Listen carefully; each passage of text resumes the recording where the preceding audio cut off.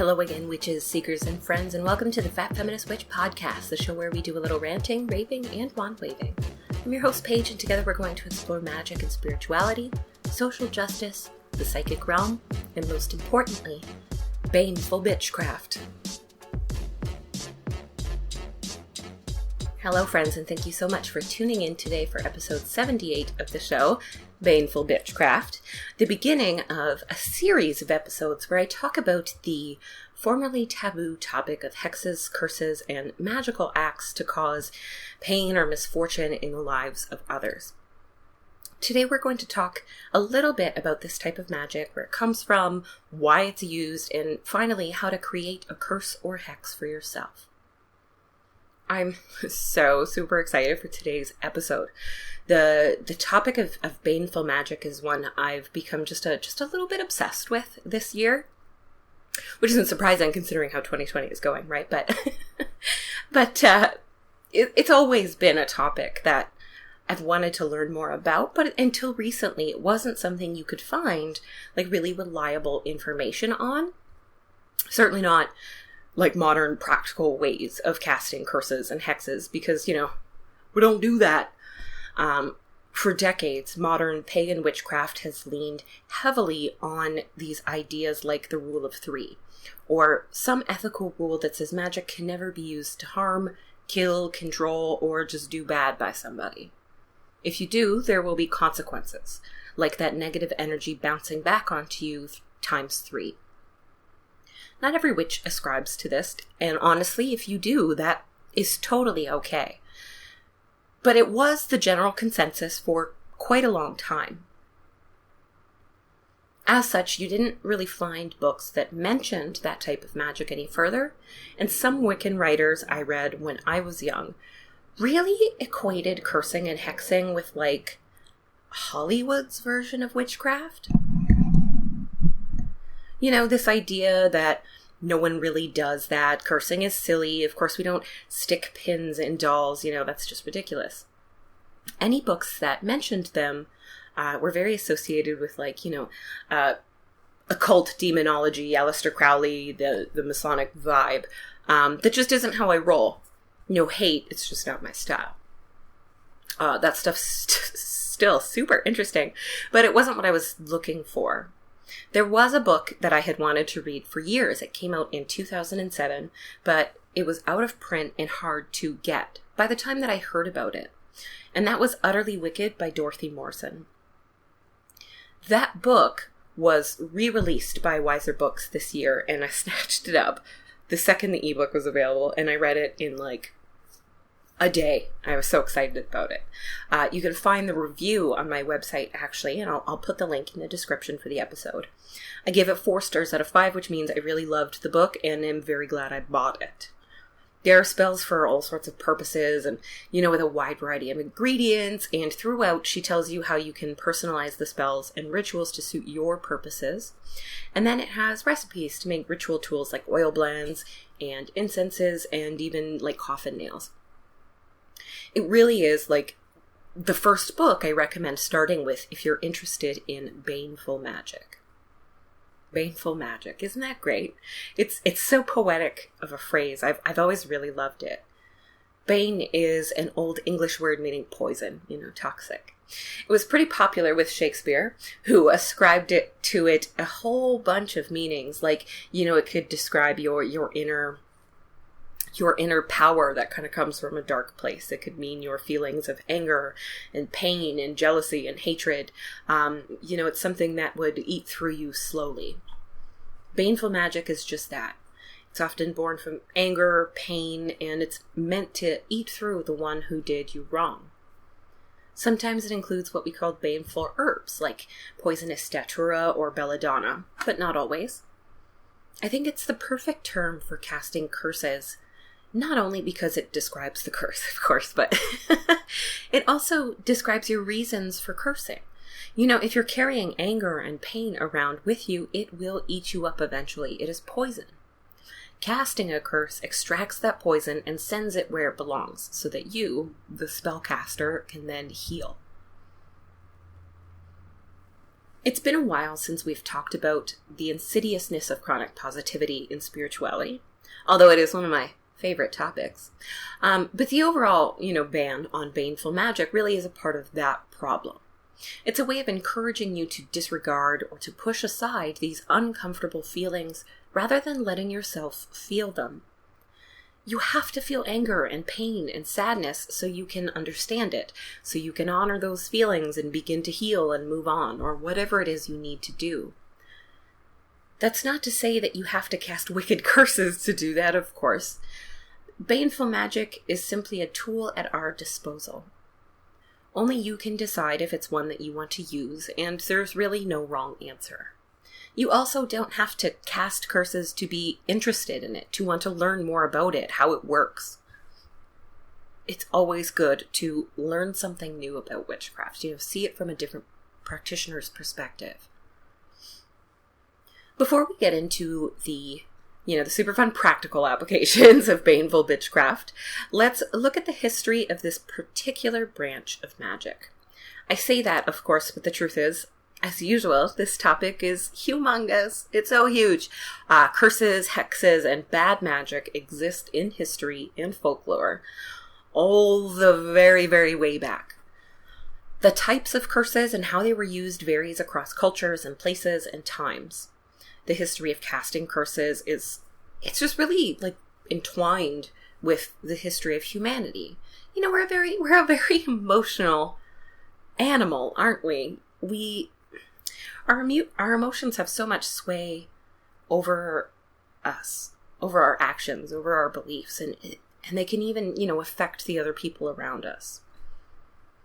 As such, because of that, there's no detailed timeline of the history of curses and types and methods, though I would totally read that book.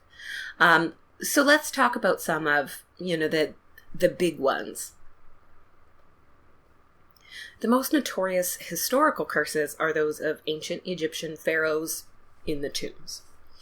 Back when King Tut's tomb was excavated, the mysterious deaths that worked on the dig really fueled these theories that there was a curse on the tomb to punish anyone who had disrespected the pharaoh's resting place. Now, let's be real. Some of those people did die very suddenly, and some even mysteriously. But others lived into old age and even, achieved success afterward, so it's a little uneven there. Of course, the rumor that the tomb was cursed in the first place was actually started by the men on the dig. They figured it would keep the press out. They wanted to scare them out of, barging their way in, and it worked. But, of course, the press runs with that. It gets huge. Whether or not they actually spun that yarn, the ancient Egyptians did use magic and spirituality to offer protection to the pharaoh's tombs and even punish those who dared to disturb or steal from them. They used etchings and carvings on the sarcophagus. They painted murals on the wall that, some told the story of the royal person that was being entombed there. Others would help guide them safely through the afterlife. It featured their greatest moments so that they would remember them as they went through the afterlife and had to tell their story. Stones like malachite, lapis lazuli, and Libyan desert glass, which is formed from meteorite impact, were used to offer protection, wisdom, and spiritual strength to the spirit of the pharaoh. The real purpose of these wardings and this, spiritual protection was to prevent dismantling the very intricate death rituals that the Egyptians took part in, because these rituals were said to guarantee that ruler, because this was always a royal person who had these large tombs full of treasure and curses, right? Poor people didn't get buried there. So all of these rituals that they took part in to honor the death ceremony were said to guarantee that person a happy place in the afterlife. Items like the actual person's heart, because they were mummified, and any sort of books of the dead, any sort of writings that are personal to that person in their death journey. They were locked in stone or metal containers. Some were made of bone, to make sure that they couldn't be stolen or destroyed before the king had made it past the heart-weighing ceremony. You know, they have to go to the ceremony of Mayat. They have to weigh their heart against the feather of truth and justice. They have to make their confessions. And they want to make sure that everything that that person needs to accomplish that is there when they need it. So the curse really would have kind of a timestamp, kind of an expiry date, though no one could possibly know when that is, right? But in general, any sort of curses there were a lot less about, bringing death or a plague on others, and more about protecting death for the deceased. The Bible is also full of curses. Oh, the Bible's full of curses, cast either by God or by other kings or, holy people. There's curses all over the place. Many in the Bible are ancestral or generational curses. So it's a curse that affects a family line versus simply an individual. And we're going to talk more about that, as our series continues throughout the next few months. The Christian God wasn't the only one casting curses, though. Many ancient people called on their own local gods to curse or to harm their enemies in a really common fashion. We all just curse people all the time. These the one-off kind of under the breath curses, the equivalent now would be go fuck yourself or the like.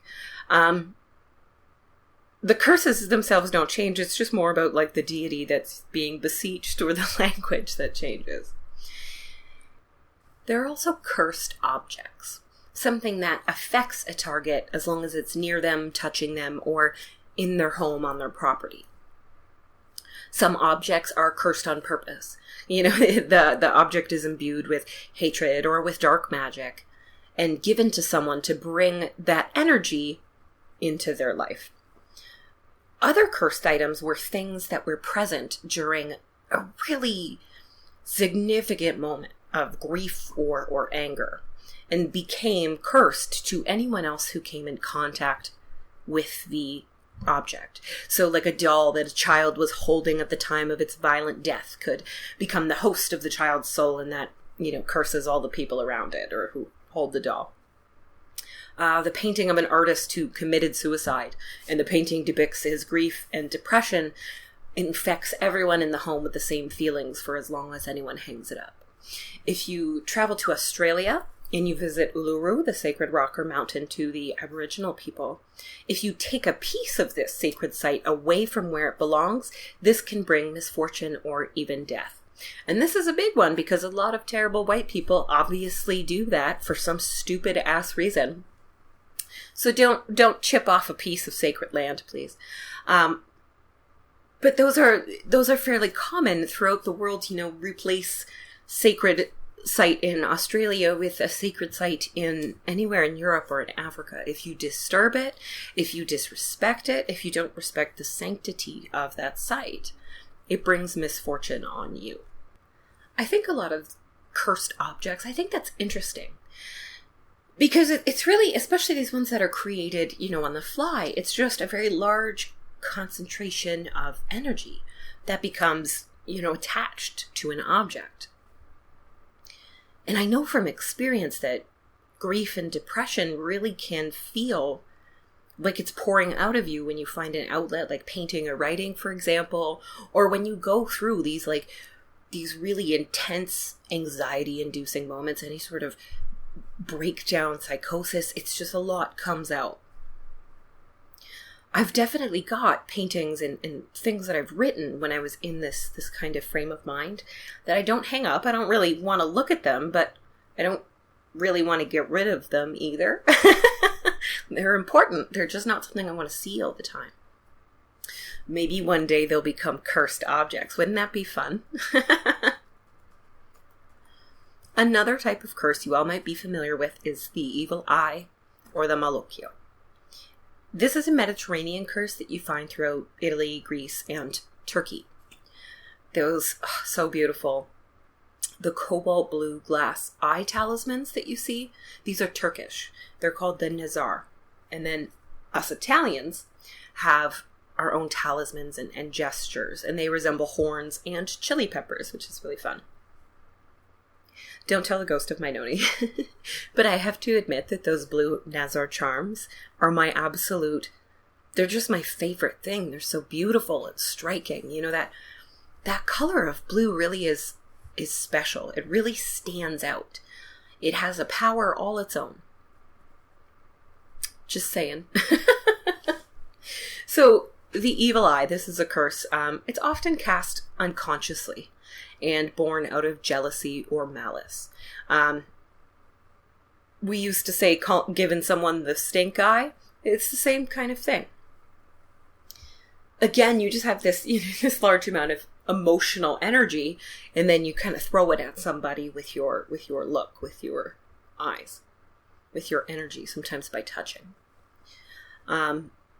Lots of Italians actually think that being too boastful invites the malocchio from others.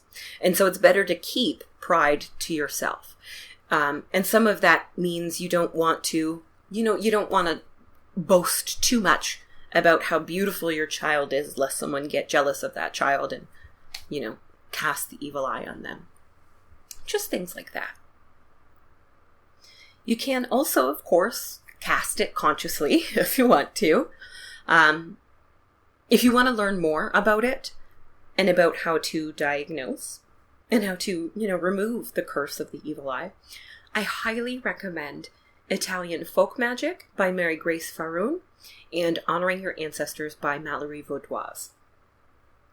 Those are my two favorite books on, it sounds weird to say, but modern Italian folk spirituality. Now, this last historical curse hasn't really enacted any revenge in a while. And the curse is kind of considered unofficially broken, right? But maybe we can change that. The curse of Tippecanoe, or Tecumseh's curse, that decreed that presidents of the United States, elected or re-elected in years divisible by 20, would drop dead. That's the curse. So far, the curse has taken out William Henry Harrison, who was elected in 1840, Abe Lincoln, of course, who was elected in 1860, James Garfield, 1880, William McKinley, 1900, Warren Harding, 1920, Franklin Roosevelt, 1940, and John F. Kennedy, who was elected in 1960.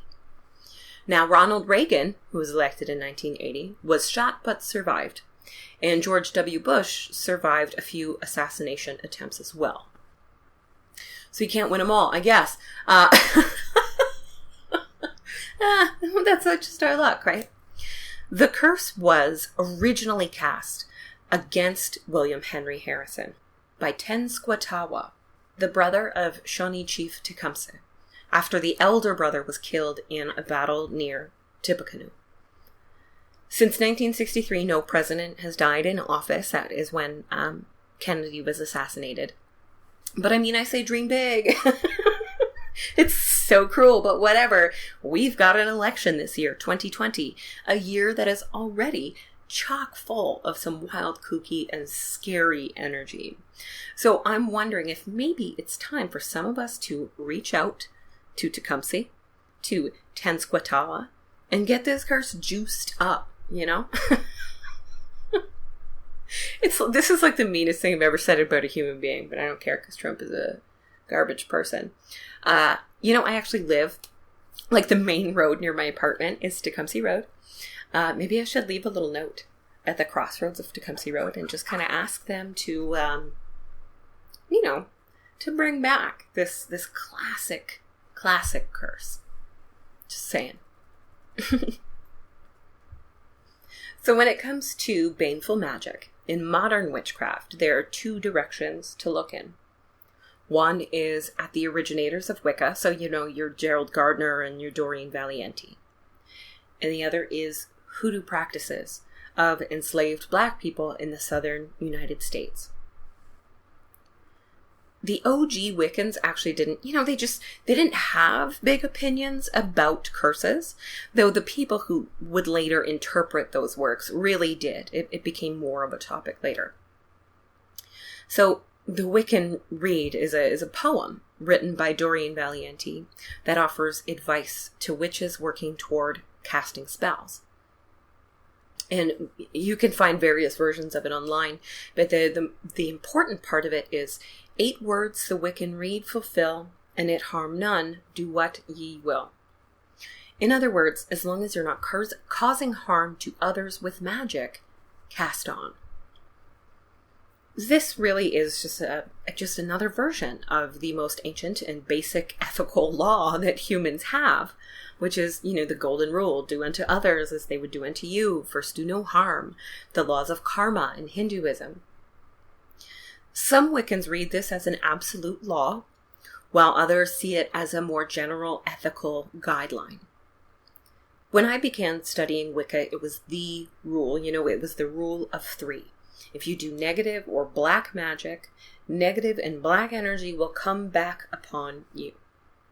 This became blended over time with the New Agey concept of manifestation and the law of attraction. And it got really literal, where good magic begets good things and bad magic begets bad things.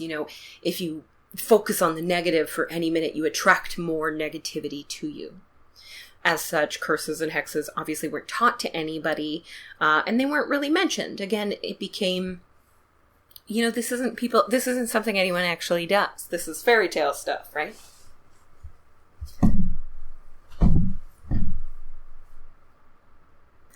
This is in stark contrast to the practices of hoodoo. For those new to magic, I've noticed that I have a lot of listeners lately that are very, very new to magic. Hoodoo is a kind of folk magic created by Black people in the southern U.S., mainly around the Mississippi Delta. Folk magic is the magic of the people. It's almost always used and created by the downtrodden, the oppressed, and the forgotten of society. Wicca is not a folk magic. It's more ceremonial. There's more necessary ritual objects that you have to buy.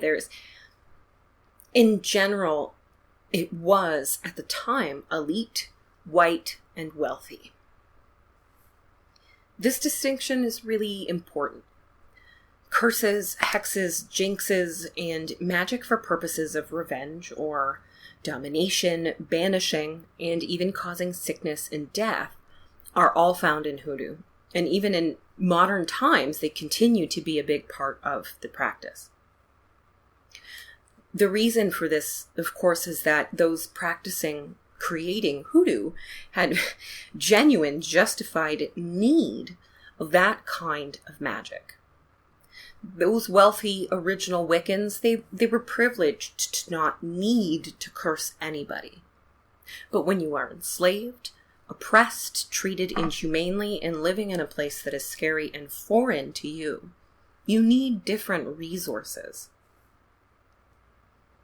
To this day, I've noticed that books and work about hoodoo and this branch of magic that are written by white practitioners are less likely to feature so much of the cursing and the hexing. Yet again, this is, just a privilege of being white in our society. If you've never considered casting a curse, never felt you needed that kind of magic, that's a good thing. That means that you had other resources and tools to get through your hardships. But this is not true for everyone. At the core of casting curses and hexes in hoodoo is justification and righteousness. You have to be able to justify the use of that magic to yourself, maybe even to your God. Your anger or your pain needs to be righteous. The people who created hoodoo were full of righteous anger.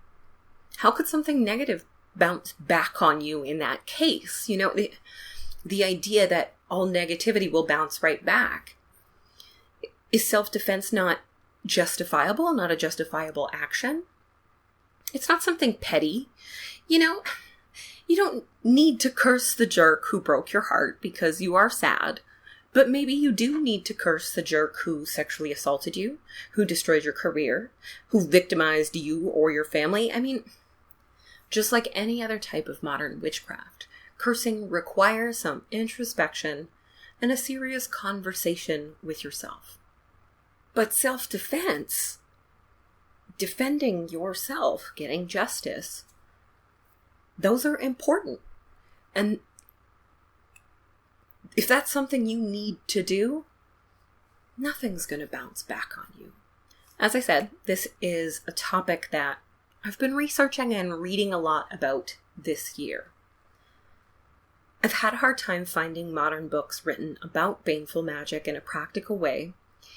And indeed, every single one of them leaned heavily on hoodoo practices.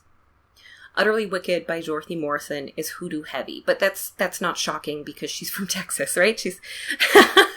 Hoodoo is the magic that's there. And another book on cursing that I tracked down called Cursing and Crossing is written by Miss Aida, who is a hoodoo practitioner. That book was put out by Lucky Mojo Curio Co. a few years ago, so it was kind of hard to find a copy, and the one I ordered, just because of postal problems, didn't get here in time for this episode. So keep a lookout for that. But Miss Aida rocks. And she has a new book out right now called Hoodoo Cleansing and Protection Magic that looks excellent. That one was put out by Wiser, so it'll be easier to find, and you'll be able to find an ebook version. I did find a recording from Lucky Mojo's old podcast featuring Miss Aida when they put out the book, talking about cursing and crossing.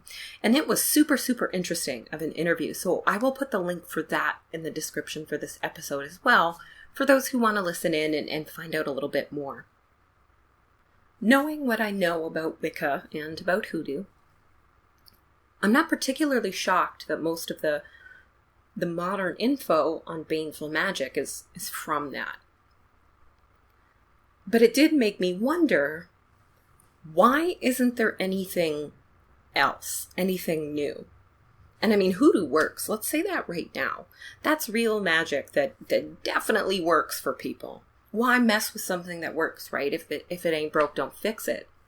But it is very telling to me that even white writers who write about curses are kind of regurgitating this magic made by black people to face a form of oppression we couldn't necessarily understand, and using it for their own purposes. Now, I'm not saying anything negative about any of the writers I've mentioned, by the way. I think this is just something that we were never really encouraged to think about before. We are so much more conscious of race and cultural appropriation than ever before. We're going through a time of serious societal change, and spirituality is going through its own corresponding changes. What I've been thinking is, we need new curses. Brand new, wholly original recipes, invocations, correspondences, tools, herbs, crystals, whatever. We really have come into an era of magic and witchcraft where fighting for yourself and for your community, social justice, is a main component of our motivations and practices. Revolutionary and socially minded magic are sprouting up everywhere. We've also begun to see how damaging chronic positivity can be, and have started to dismantle that. We've begun to remove some of the stigma of feeling afraid, angry, bitter, hurt, or vulnerable, or even traumatized. Witches no longer live in this separate pagan little world.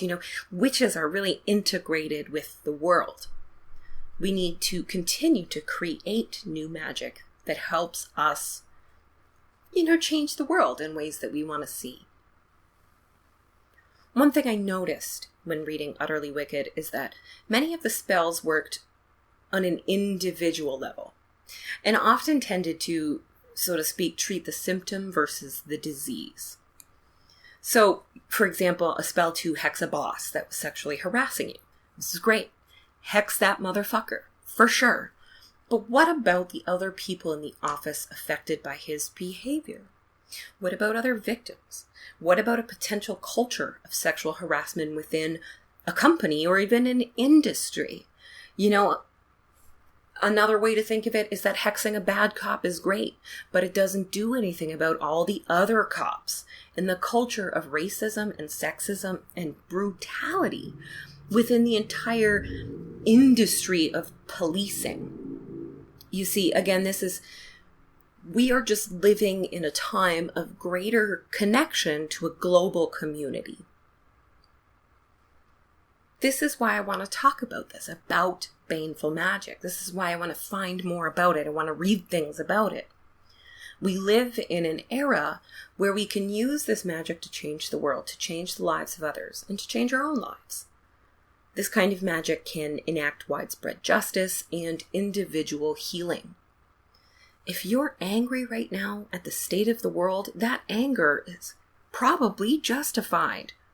If you're angry about living in a rape culture, that is some justified anger.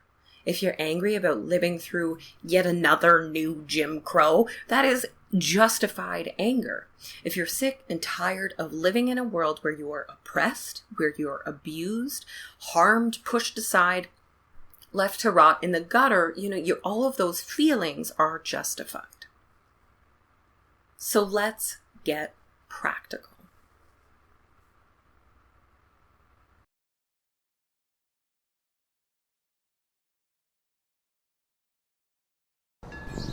I know from experience that anxiety, fear, and depression can keep you from manifesting your most magical life on the best of days. And witches, these days are not the best. That's why, if you're struggling or feeling lost, I want you to consider reaching out to a professional licensed therapist through BetterHelp. Within 24 hours, they'll assess your needs and match you with a therapist that is specially trained to deal with everything from depression and anxiety to grief, conflicts at home, and even sexuality and gender across the spectrum. It's all online, so there's no awkward social distancing in the waiting room. You're in the comfort and safety of home. You can message your therapist anytime and schedule weekly audio or video chat sessions. The service is available worldwide. It's more affordable than in-person therapy, and they offer financial aid to those who need it. Lately, so many people have been reaching out that BetterHelp is actually recruiting more counselors in all 50 states right now. I want you to manifest the life of your dreams, starting today. As a listener, you can get 10% off your first month by visiting betterhelp.com/fatfeministwitch. Join over 1 million people taking charge of their mental health. Again, that's BetterHelp, HELP.com/fatfeministwitch.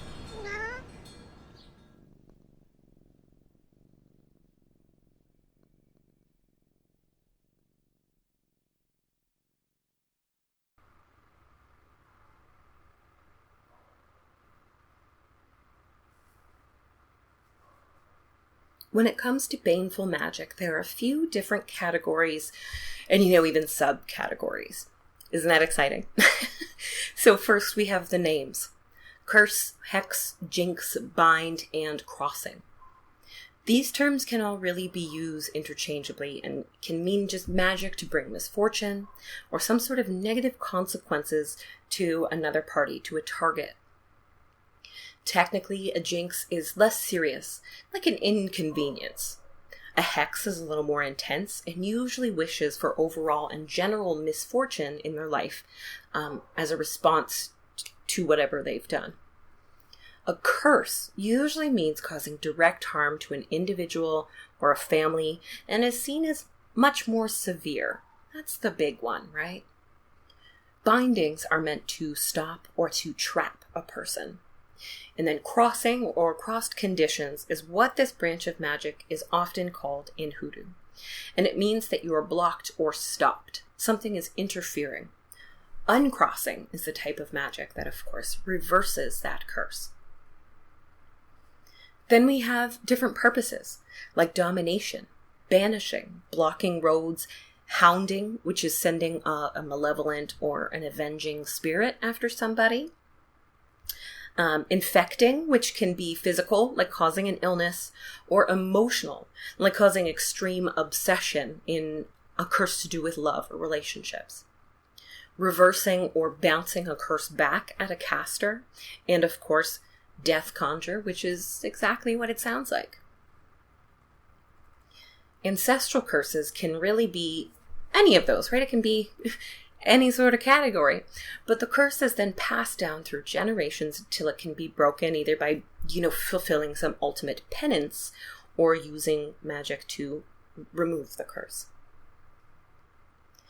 You can even further divide this type of magic by methodology. So like there's candle spell curses, there's curses using biological material like urine or blood, there's foot track magic to get someone to leave, there's mirror magic, bottle and jars, root work. It's a much larger and cooler topic than I was aware of.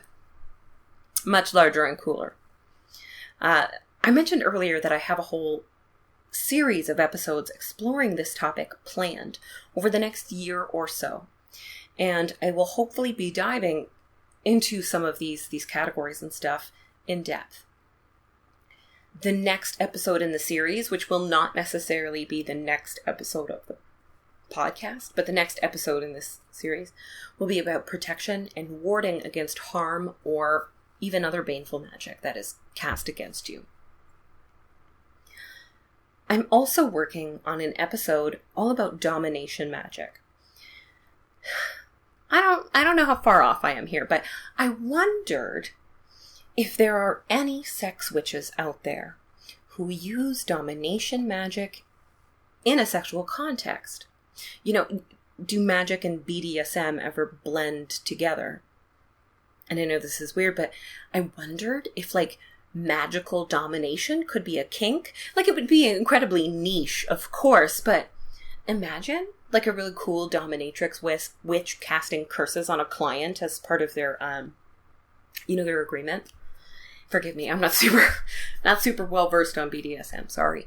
But this is just something that I've been thinking of as I've been, researching the overall topic of curses.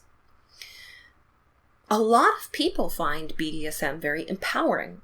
And for someone who's been victimized, domination magic can also be very empowering. So I'm just putting it out there that if this is a topic that you know anything about, if this is part of your practice, or, if you use any sort of magic or witchcraft in your work as a sex worker, I would love to hear about it.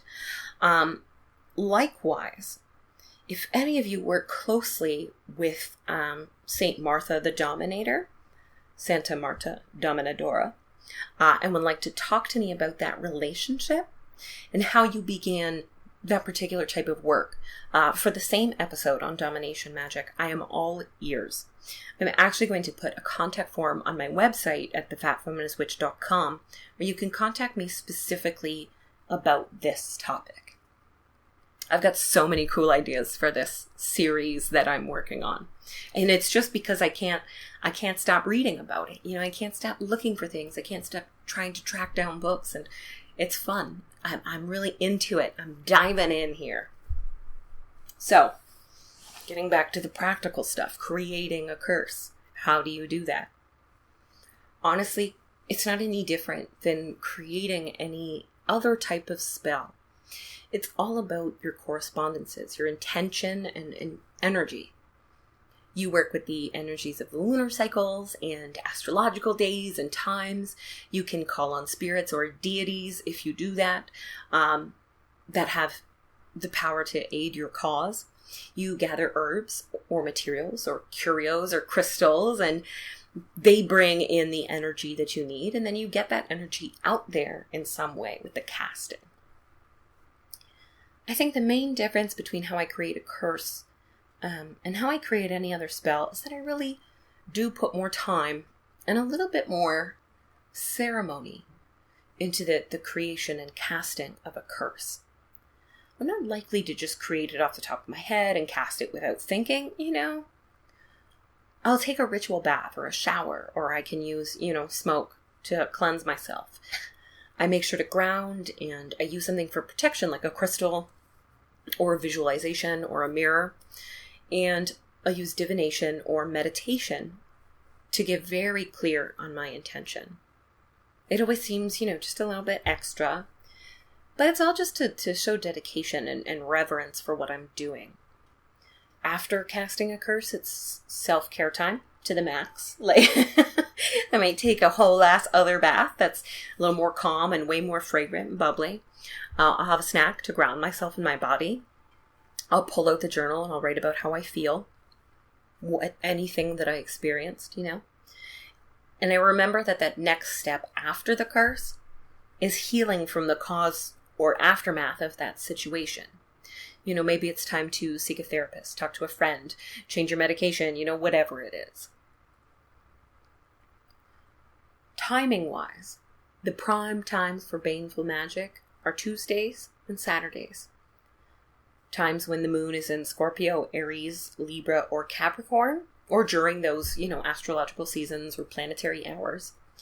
And then during the dark/new and waning phases of the moon. Though all moon phases can contribute different energy to any spell that you are casting. Tuesdays in the sign of Aries are aligned with the planet Mars, which is all about fire, anger, war, passion, and action. Saturdays in Capricorn are ruled by the planet Saturn, which is the taskmaster of the zodiac. It rules boundaries, limitations, poisonous plants, and karma. Libra is the astrological sign of justice and balance, and it's ruled by Venus, which makes it a pretty good time for anything legal, social justice related, and love spells. Scorpio, of course, is ruled by Pluto, the planet of death. This is our occult, sex, transformation, deep, dark shadow sign. The dark or new moon is pretty self-explanatory. It's the darkest time of the month. But the waning moon is great for curses that intend to take something away from your target. Likewise, the waxing moon can help you heap misfortune onto them. Look for tools like candles and crystals and symbols in black, red, or white. Black candles, fabric, stones, paint, paper, pens, markers, all of these are indispensable in this line of witch work. Likewise, black clothes. Black is used not only for sending out this hexy energy, but also creating barriers, offering protection, and cleansing negative energy from your own life and space. Red symbolizes those Martian qualities like passion, anger, war, action, lust. The matters of, I say heart, but the heart too. Also blood. I use red incenses like dragon's blood and an ink made from the resin, red candles, and also red envelopes. To me, red is startling and like a symbol of danger, stop right there. So I have these small red envelopes, and years ago I used them to conceal things they're triggering or painful. I started with pictures. So they were photographs of people that I didn't want to let go of. They're memories from a time that I eventually wanted to think about, but I didn't want to look at them. So I sealed them in just this little red envelope and didn't look at them again until it was time. I still do this sometimes without even really thinking about it. And I've done things like putting letters or something that someone has given me that I don't want to look at, but I don't want to get rid of yet. Or letters that, I've written therapeutically, I'll put that in there. White is, of course, multi-purpose, but also cleansing, purifying, protective, and enlightening. I'm a big fan of petition papers or writing my intentions, candles and incense, burning something away. I love to burn stuff when it comes to cursing. I love vinegar jars filled with vinegar and caustic materials. Iron and metal objects, so coffin nails and railroad spikes, two things I very much love. And I also, I take care to dispose of curses at crossroads, down a sewer, or if it's safe and it's just something kind of small and biodegradable, flush it down the toilet. Love flushing it down the toilet. That is just like, eat shit, but magic. I'm into it. Caustic materials are really, really good for curses. So these are your bleach, vinegar, ammonia, lemon juice, and yes, pee. It's not curses if there's no pee. So word to the wise, though. You saw this post going around on Facebook. Pee contains ammonia. And if you mix it with the bleach, it will create mustard gas. So don't do that. When it comes to those caustic materials, I don't often think you need like more than one. Like I think pee is enough. Vinegar is enough, you know? But pee is very useful. Urine is very, I should say urine. Like I'm an adult. It's very personal to you. You know, it's expelled from you, which fits the symbolism of getting rid of something very well. And it will destroy whatever it is you put in the urine, like paper with your enemy's name on it. It'll eat away at it because of the acid. Rotten and disgusting things also work. So this ranges from the benign, like a suggestion I once saw on Tumblr for using bong water because it's smelly and putrid. I love that. And then there are curses using poo, using feces, and even rotten food, maggots, freshly dead things. I'm going to be honest, I don't fuck much with that. And even just like, even just thinking about it really bums me out. Pee's one thing. Come on, this is pee. Bong water makes me laugh, but I do love the ingenuity. But anything more than that, and I honestly don't have the stomach for it. And I'm very fortunate that I've never felt the need to cast a curse that is so extreme as to need poo, maggots, or freshly dead animals. I'm very excited that I've never had to do that. There we go. Now, Cursing and Crossing, by Miss Aida does have an entire chapter on poo, according... I gotta stop saying it like this. I gotta be a grown-up. It does have entire chapters on some of these more gross ideas and where they came from and how they work and why people still use them, you know? So, I'm going to be pretty excited to learn more about that, to be honest, even though it's not something I want to do. Some slightly less gross ways to bring in animal spirit magic rather than roadkill are things like ethically collected bones, using porcupine quills for carving candles, which I do. Again,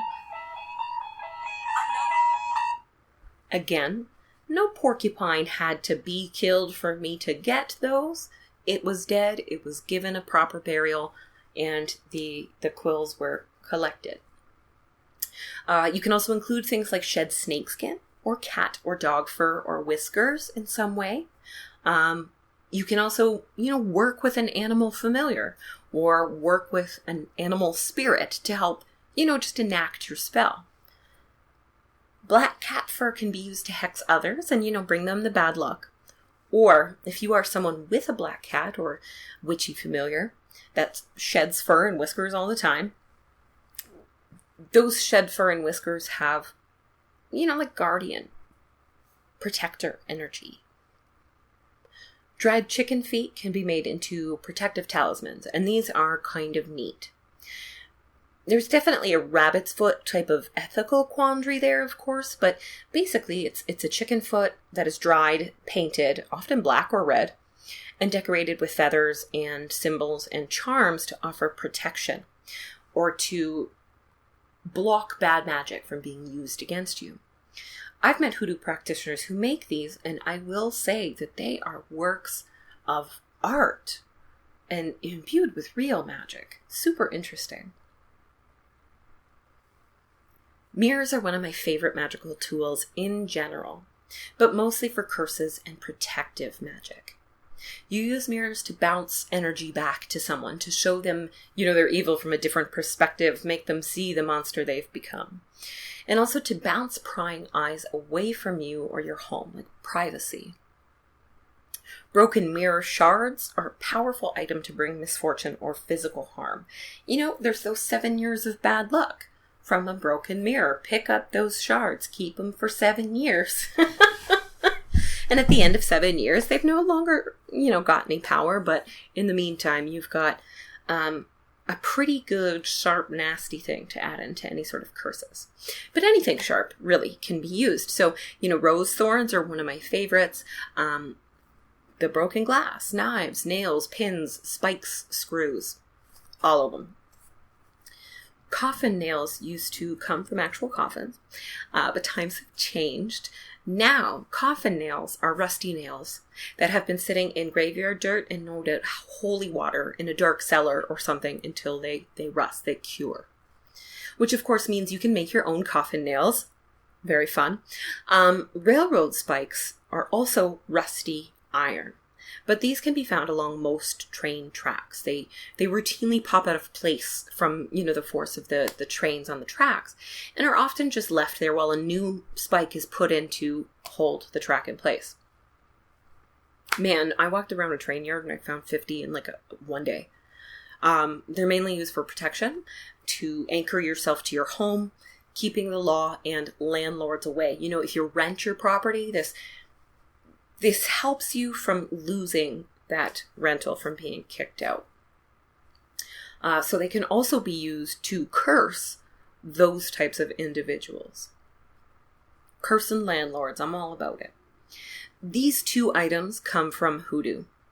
But any rusty iron is a great protective tool. There's rusty horseshoes bring fortune to the home. But iron is the part that matters. In Europe, it's believed that the fae folk, the fairies, were allergic to iron. So carrying some with you would protect you from being taken, from being tricked or hurt by the fairies. Iron scrapings can be added to powders, potions, incense blends, paints, waters, you name it, for all manner of cursing or protective magic. When it comes to crystals, of course, the black ones will be the first ones that you reach for. Your obsidian, black kyanite, tourmaline, onyx, jet, hematite. They're all fantastic. These black stones direct this type of energy, and they're also very protective. They absorb negative energy. I keep this nice big black obsidian in my living room to kind of absorb negative energy that might be floating around. Some of these, like the obsidian, also help you communicate with spirits and ancestors and protect you from negative entities, negative spirits. Obsidian, my favorite, and I've said the word so many times now it's losing meaning, is often carved into mirrors, knives, and spearheads that are all very good in baneful magic. In general, getting some of those nice raw pieces with the sharp edges are really good for this kind of thing. You can use birthstones to represent a particular person. You can use red stones like carnelian or fire agate to bring in those Mars, those fiery qualities. Grab things with sharp points, crystal wands, crystals to personalize the energy as well. You don't just need to have your spooky crystals. If the curse is related to love or sex, use pink tourmaline or rose quartz to make it clear that it is a heart-focused spell. Even though they don't have that curse energy, they have that kind of qualifying energy. Then we have the plants. The sketchy herbs. The most obvious magical type of plant to reach for in baneful magic is something baneful. So poisonous plants like wolfsbane, aconite, belladonna, deadly nightshade, datura, mandrake, henbane. These are all super dope. Super, super, super dope. I wish I could speak more in depth about the use of these amazing poisonous plants in magic and curses, but I am unfortunately not experienced enough. This is another topic on which I'd like to have a guest who can explain it to us further. But the one thing I can say is I am not in any way advocating that you straight up poison a bitch. I'm not saying that. Don't do that. That's not what I'm about. But to use those plants in a curse could mean that you include the plant matter in your spell. So, you have a candle or a mojo bag and you used dried plants there. You can make a spiritual connection with the plant itself. You can do that by growing it, by using the essence, using a flying ointment that's created by a professional, getting close to the plant, meditating with it, all those different ways. Another class of plant that works really well for curses is carnivorous plants.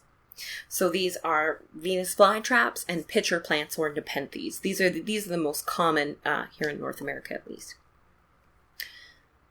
I've definitely used pitchers from my plant in curses before. I love it. They slowly eat away at things, right? These plants, they conceal things, they catch things, they lure in these nasty bugs and then turn them into food so that they can grow humongous. My nepenthes is huge.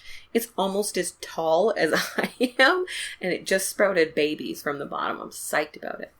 I really respect the whole vibe of carnivorous plants. Likewise, if you want to foster obsession and attraction, these are the plants for you, right? Venus, the Venus flytrap, a bit better for anything of a love or sexual type of nature. But these are slightly overlooked, and maybe I'm biased because I just think they're very cool and have a nepenthes. I highly recommend using them. I love them. They have very, very cool, weird, primal type energy. Interesting. Next is herbs ruled by the signs and planets that I mentioned earlier. Many poisonous plants are ruled by Saturn, but so is mugwort, tobacco, cypress, mullein, and petunias, especially some wild purple petunias. Very cool. Anything sharp like cacti, thorny plants, thistles, things with arrow-shaped leaves, very dark bark or leaves, like those plants that almost look... where the bark almost looks black. Vines like morning glory. Anything psychedelic properties. Morning glory seeds do have mild psychedelic properties. Fun fact.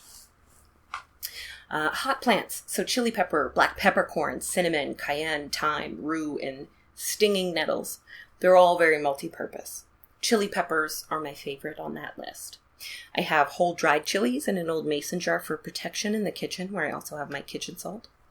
And I have flaked chilies, both for magic and for food, because I like spicy food. Italian charms against the evil eye look like a horn, also like a chili pepper. So I have chilies and their symbols in various places for protection and for good luck. All of these plants give you that element of sharpness and heat and death and poison and power and danger.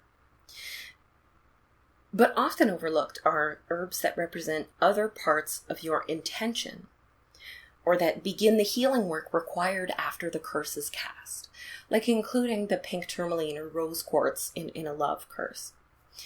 A lot of these plants aren't baneful or scary in nature at all.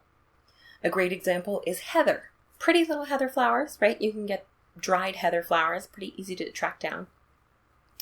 But one of the most ancient magical uses of heather is for preventing rape and sexual victimization. Straight up. So, including the heather in a hex against a rapist or abuser of this nature brings in not only that supportive energy for the survivor, but it has that very specific energy against a sexual abuser. So if you can include that both in your actual curse, if you want to, and in whatever self-care things you do after. I like to include heather flowers in a bath. So, you can do your curse and then you can take a bath after to kind of wash all that away, and you can have heather flowers like in a mesh bag or something in your bath. If you were hurt with words, or you want words and communication to be someone's downfall, include mercury rolled plants or something like slippery elm that's used to increase eloquence and communication skills in regular spells. Another idea is to look up the Victorian language of flowers. This is something that anyone can find and learn, but few actually do. So it might not make the impact you want, but the vibe is still there. Every flower has a meaning or a message, and sending someone certain flowers is, an insult or even a curse. So flowers like narcissus, right? It's amazing. Blue lobelia and love lies bleeding, of course, are all a fuck you from the flower kingdom. So you can include those in your spell, or of course, you can send a cursed bouquet to your target. That's some Martha Stewart magic right there, and I fully support it.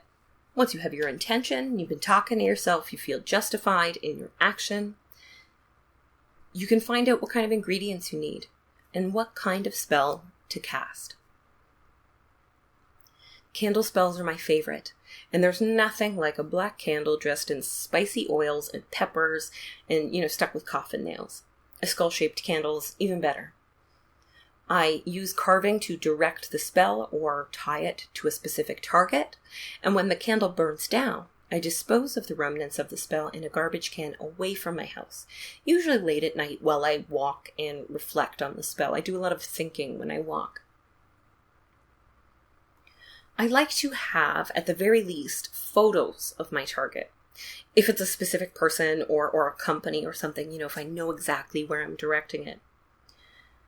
It's even better to have dirt from their property or a lock of hair if it's an individual person, or a sweaty shirt left behind. If you somehow have their urine, that's fantastic, but I don't want to know how you got it. Oh, a used pregnancy test.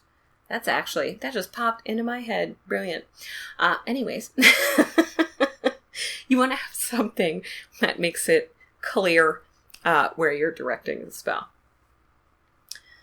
Another one that I've done is I have made a black dream pillow to send nightmares to someone before. So I included dream magic herbs and make sure some Saturn herbs outweighed any others. So it had a lot of mullein and etc. in it. I included a petition paper inside of like a general overview of the type of nightmare that I want them to have. If you can use a coffin nail to affix this to the bottom of their bed out of sight, oh, that's even better. But that's not always possible.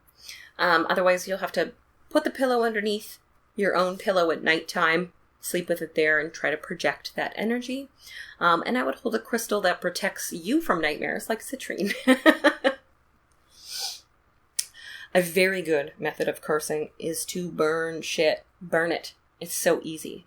You write a person's name on a piece of paper, you put your hate or your rage or your pain into it, you really just put it in there. And you set it on fire and you throw the ashes away, or you put them in the toilet and you flush it. Goodbye. Burying stuff underground or in a compost pile so it decomposes is more long term, but it's still the general idea, right? Sometimes that's what you need. You can, of course, curse your own objects, and you can get them into the person's possession, or, hide them on their property. In the book, The Magic of Marie Laveau, Denise Alvarado talks about front porch conjure, in which people would create a curse like a mojo bag or a doll or a box, and they would put it underneath the porch of their target. And the danger of getting caught was kind of part of a sacrifice that you make to power the spell. I thought that was super interesting. They don't even know that it's there. You can also create what's called a witch's burr.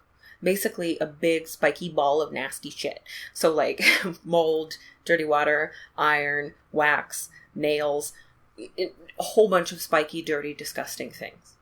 And then you toss it to decompose in your target's yard. Little less risky, easier to get away with, but you have to come into contact with more disgusting things. Kind of a toss-up, right? Salt is a great curse. I know that we use it for cleansing and protection, but salting the earth, right? This meant to destroy someone's land, their crops. It was barren, no food, no prosperity, no life. Not until the earth can correct itself. What a wicked curse, Create cursed salt, like black salt, with ashes and peppercorns and iron. You can also make a salt that is specific to your target and purposes. Pour the salt either on their property Or get a bowl of dirt from their property, pour the salt on top, and tuck it away out of the sunlight. You can create mojo bags for literally any purpose at all. So a little black bag filled with some of the herbs mentioned, and your intention is a powerful tool. One that protects you from the target is also a powerful tool. Another one that gives you control over or freedom from the target is even better. You can, whatever, get that harassing coworker fired. You can get you a new job or a promotion away from some asshole. You can make that person disappear or suddenly decide it's time to move away to another city. You can take anything that you decide is justified. Realistically, it's your curse, right? Binding can be done with ribbons, string, straps, or even ice. So you put your target into something that you can bind up. You want to completely strap your binding agent around something that represents your target. And then you can, of course, unbind it if you ever decide to. Ice in the freezer is the most simple. It's kind of fun. So, you put their name or their hair or photo, whatever, in a small little Ziploc bag with water, and you put it in the freezer. You freeze them. You do not allow them to move forward. And then you can thaw it out at your own discretion if you want. I also really like the idea of making someone like cursed muffins or something. Nothing horrifying or gross, no poison. They'd be regular muffins, mediocre muffins even, so that they don't even get to enjoy them.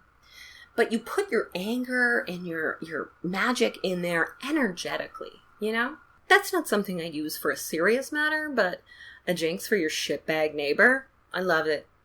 Mediocre muffins. Curse the Homeowners Association with magic muffins. I'm into it. Just going forward with the Martha Stewart. Put the muffins with a bouquet of flowers that you put together with nothing but offensive ones, and you've got a whole nice, fancy curse. I personally don't like to keep curses going or burning for long lengths of time. It's, if this is something I'm ready to let go of, let's let go. Burn it down. Toss it in the trash. Leave it to rot. Don't look back. After that, you get your journal, you call your best friend or your therapist or your HR department or whatever, and you get some real world help for everything the magic can't handle. Or you practice some magical healing and self-care. You move forward from that place of power. As they say, a witch that can't hex can't heal.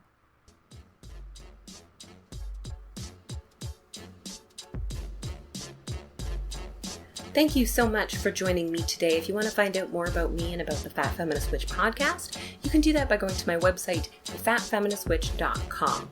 You can also find me all across social media. Just look up The Fat Feminist Witch and it will be me. You can find me on Facebook, Twitter, Instagram, even Pinterest. If you want to support the show, you can do that by going to my website and clicking Buy Me a Coffee. You can become a supporter on Patreon, patreon.com/thefatfeministwitch. And of course, you can buy my books, The Grimoire Journal and Green Witchcraft, which both came out this year. Thank you so much to everyone who has bought them, who's read them, who's left, these wonderful reviews. It means so much to me. Thank you so, so much. I hope you all have a fantastic, fantastic weekend. Possibly full of some bitchcraft. some very fun, baneful magic. Or maybe just some of the healing that this magic can bring. Either way, I hope you're inspired. I hope you're inspired to create new types of spells for defense, for fighting, for revolution, for justice. I'm excited. I'm inspired. I hope you guys are too.